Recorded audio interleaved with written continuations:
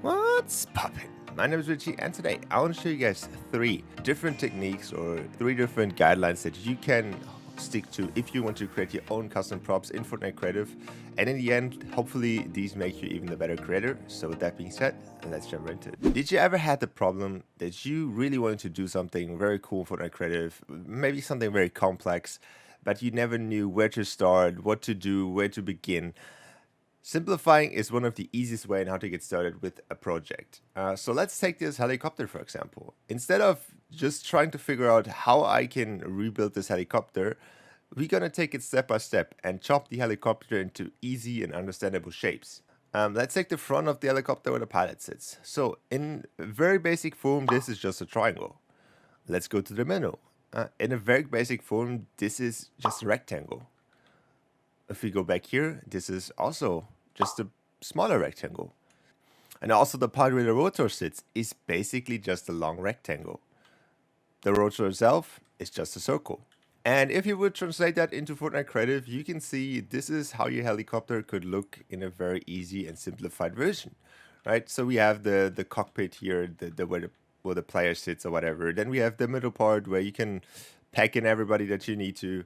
You have the top of the thing where the rotor sits. Then we have the back here where the engine sits. Then we have the other thing where the other rotor sits. And then if we want to go here, let's take the primitive shape gallery over here.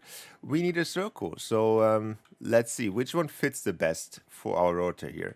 So it's a pretty wide open circle here. So what we need to do is probably pick the one that is the wide open, which is this one over here. We go over to our helicopter, our simplified helicopter, make this obviously a little bit bigger, and there you go. It's very easy to simplify stuff first and then, add the details later. Can we just chop up the details into smaller things as well? Yes, of course. And if you check, for example, the rotor here, the back rotor, you can see like this little detail here is also just a triangle. So what we just need to do is go into the shape gallery or whatever piece you want to use and just find something that fits the shape here. And you can see with just a few simple shapes that we added to our other simple shapes, we added something more complex and unique. And this is how you have to go with like everything that is more complex where you don't know where to start. Just chop it up in half, chop it up in simple shapes that you can understand very easily, and then add them together. Okay, next on the list is rethinking. And rethinking is basically just reimagining something that is already an existing prop and make it into a new one. For example, I turned this table into this box here. And all I had to do for that is basically flip the table a few times around. Sometimes the parts of a table or sometimes the parts of any prop that are not meant to be shown or that are not meant to be there as the main part of the prop is something very cool for a different prop. So for example, this Kano over here just turned into an Asian statue or whatever. So you can see here, this is just a Kano which I rotated and flipped in all directions. And it just made up for some decoration for, I don't know what that even is. Okay, and last on the list is rescaling. And rescaling is especially important if you have something with no textures or very low textures. Rescaling can be a little bit annoying if you have textures. For example, like this piece over here, if I would scale that in like one direction, you can see it looks a little bit stretched and the textures are not looking that nice anymore. But if you have anything else that has like either rescalable textures or has like no textures at all, like for example the primitive shape gallery, you can basically create any shape into a new shape. For example, look at this. This is actually quarter pipe, but just scaled in one direction.